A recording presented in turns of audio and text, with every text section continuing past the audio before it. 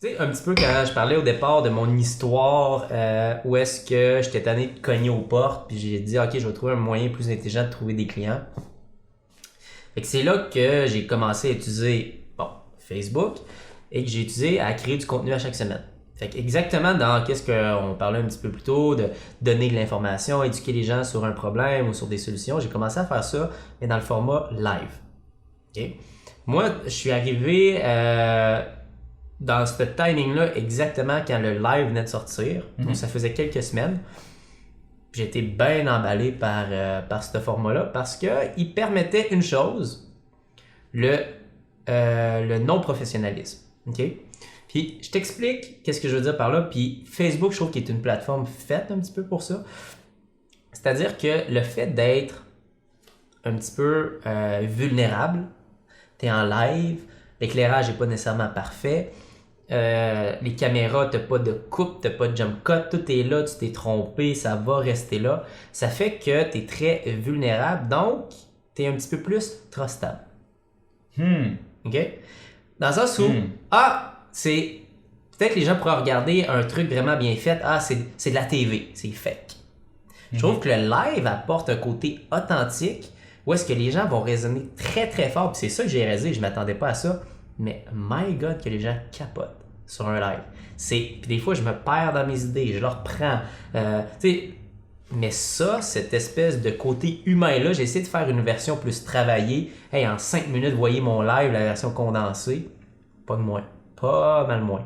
Un live de 50 minutes, que je pars dans mes idées, dans mes ballons une fois de temps en temps. Hey, comment ça va, Sylvie? Dadada. Ça pogne. Hey, ça, j'ai des centaines de commentaires à chaque semaine. Le truc que je vais avoir fait travailler plus cool, tu sais, selon moi, 2-3 commentaires. Okay? Fait que le but, c'est que j'ai commencé à partager ces conseils-là.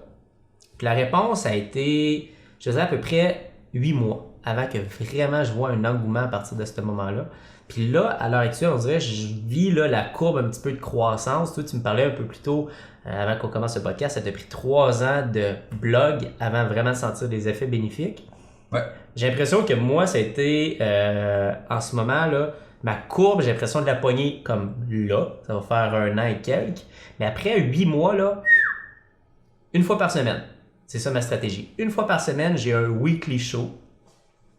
Où est-ce que de 8 à 9, là, mettons 1 heure, là, où est-ce que je vais partager mes meilleurs conseils. Puis au début, après mon 4e ou 5e live, j'ai comme fuck, j'ai plus d'idées. J'ai tout dit. J'ai tout dit, je capotais, j'étais comme, man, je sais plus quoi dire, j'ai donné mes meilleurs conseils, expert Facebook, mais là, l'expert Facebook a donné ses meilleurs trucs, qu'est-ce que je fais?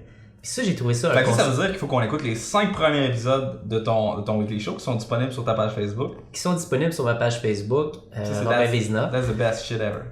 Je pense que... Le reste, c'est du filler. Mais le pire... Et puis peut-être que ça t'est déjà arrivé, puis je suis curieux, c'est la première fois que j'en parle de quelqu'un qui crée du contenu de façon quotidienne. Quand que j'ai passé un petit peu cette première barrière-là, cette première résistance-là, fait que tu sais, pour un débutant qui commence, il ferait, je sais pas, 5 semaines, 1 mois, là, toutes les semaines, il écrit du contenu, tu vas arriver, tu vas pogner ton mur. Puis c'est normal, mais ce mur-là, quand on le franchit, je trouve que c'est comme si je laissais de la place à mes vieilles idées, puis que... c'est quand même très ésotérique, qu'est-ce que je veux dire, mais c'est comme de vider l'information que j'ai accumulée ou que moi je juge intéressante, mes meilleures idées. Fait que là, je viens de sortir de moi, ce qui vient de laisser de la place pour plein de nouvelles idées. Puis je trouve que c'est une espèce de fontaine d'informations nouvelles, puis à chaque semaine, j'ai pas le choix de sortir quelque chose. C'est ésotérique, là, j'ai le goût de me mettre en poncho. mais je suis d'accord avec toi, c'est vrai, parce que quand que tu fais un effort pour te rappeler tes 5 meilleurs trucs, c'est comme si c'était un effort soutenu de quand tu rencontres quelqu'un, tu te dis mes 5 meilleurs trucs, ça, puis mais une fois que c'est enregistré, ton corps, ouais. Tu t'en es débarrassé, tu sais que c'est là, que ça existe, tu sais où les retrouver si jamais tu as besoin de réaccéder à ces 5 meilleurs trucs-là. Ouais. Ce qui fait en sorte que après ça te laisse la liberté intellectuelle d'explorer d'autres concepts. Tellement. Je suis d'accord à 100%. Puis moi, je fais ça dans ma gestion de mes tâches. Dans le sens que, aussitôt que j'ai une idée, avoue que aussitôt que j'ai une idée, t'es comme fuck, faut que je pense, faut pas que je l'oublie. Ouais. Tu te rappelles constamment. Ouais. Puis quand tu la mets dans ta to-do list, à quel point tu es libéré Tellement. de cette fucking tâche-là. Tu l'as mis dans ta to-do, Ouais. tu te dis genre mardi prochain, après-midi, je vais pouvoir m'en occuper. Ouais. Tu y repenses pas. Jusqu'à mardi, ça tellement. pop dans ton calendrier. T'es comme, ok, Tellement, je peux. tellement. Ça n'a pas rapport avec la pub Mais, Facebook. non, mais dans le sens où. Vous avez un truc de productivité! Mais je trouve l'image est super bonne parce que de se débarrasser de ces trucs-là, que t'es une entreprise de service, hey, ben, gars, je vais te donner mes meilleurs conseils, puis après ça, qu'est-ce que je vais dire? La réalité, c'est que ça va être payant sur le long terme, sur la constance.